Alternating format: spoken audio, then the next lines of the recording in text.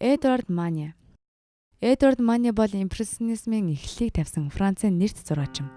Мане 1832 онд Парисын Сен-Жермэнд Пиред өргөт Огюст Манегийн гэр бүлд мэндэлжээ. Шведийн хаан Карл 13 Манегийн ээж нь Дезире Фурнегийн загалмаас эцэг байсан юм. 1839 онд Манег Аббат Пауло гэдэг дотор байртай сургуульд өгсөн байна. Гэвч Мане хичээлдээ хайхрамжгүй хандаж байсан шалтгаанаар эцэг нь Роллиний коллежид шилжүүлжээ. Эцэг нь Манег уран зурагт дурлаж зургийн сургуульд сурах хүслийг нисэргүүцэн хөөж болохыг л зорж байв. Харин ээжийнхэн дүү Эдвард Фурни хүүгийн авьяас сонирхлыг нь анзааран Мане зургийн дугуйланд орохыг санал болгон төлбөрийг нь төлж уран зургийн музейгээр дагуулan явдаг байж. Луврын музейг үзснээр Мане зураач болох эцсийн шийдвэрээ гаргасан гэдэг. Зургийн хичээлдээ Мане санснаач тийм ч сонирхолтой байсангүй. Тэрээр натюрморт болон гипсэн баримл харж зурснаас ангийнхаа найз нарыг зурхыг илүүд үздэг байжээ.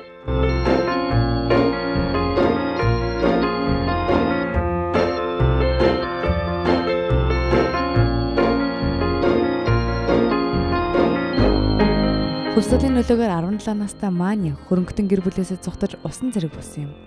1949 онд Бразил руу аялалд гарч тентхийн гайхалтай байгаль, түүний баялаг өнгө Манегийн зураг зурх хүслийг улам сэргэн тэнд байх хугацаанд маш олон таталбар идүүд зураг зурсан байна. Аяллаас гэртээ эргэж ирэхэд эцэг нь зурсан зургуудыг нь хараад түүний авьяасыг үнэлж Парисын зургийн сургууль сурахыг зөвшөөрсөн гэдэг. Мане уран бүтээлийн академик сонгодог хэлбэрийн эсрэг зогсож байв. Мане хэд хэдэн алдарт мастеруудын уламжлалыг гүнээ хүндэтгэж ирсэн нь түүний балкон, музей Орси, Парис, аяг пивний цаана, Синий цуглуулга, Филадельфи бүтээлүүдэд тусгалаа олжээ. Манегийн уран бүтээл нь 1848 онд Францын хөрөнгөтний хувьсгалын яалагдлын үедээ салшгүй холбоотойгоор төлөвшсөн юм. Импрессионистууд Манег өөрсдийн үзэл сурталыг удирдагч үндэслэгч гэж үздэг. Мане харсан үдсэн зүйлээ нэгтгэж зөвхөн цэвэр сэтгэлийг голлон хэрэггүй зүйлсийг хасч мэдрэмжийн баяр баясгалан голлон харуулахыг зорддог байв.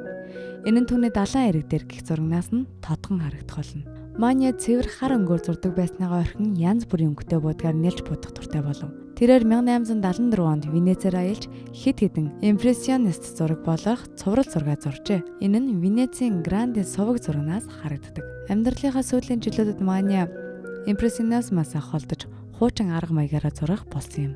1870 оны дундаас шохоогоор зурах болсон нь импрессионистуудын өнгөнд анализ дүгнэлт хийхэд нь тус болсон байна. Ингэснээр ялангуяа хэлбэр дүрс, багтаамж хэмжээний тэмцээрийг харуулах өөрийн гэсэн төсөөлөлтөй болсон гэдэг. Манегийн уран бүтээлийн ноён оргил нь Фоли Бержерийн бар гэдэг алдарт зураг юм. Куртогийн дээд сургуулийн галерей зурагнда импрессионизмд түгээмэлдэг докторгийн агшин зуурын үйл хөдлөлийн нийлбэр зохицыг харуулжээ. Энэ бүтээл Манегийн натюрморт, хөрөг зураг, янз бүрийн гэрлийн эффект, бөөгнөрсөн хүмүүсийн хөдөлгөөн зэрэг сэдвүүд нь тусгалаа олсон байдаг. Эцэст нь Мане албан ёсоор хүлээн зөвшөөрч 1882 онд Францын хамгийн том шагнал хүндэт Легоны одонгоор шагнажээ.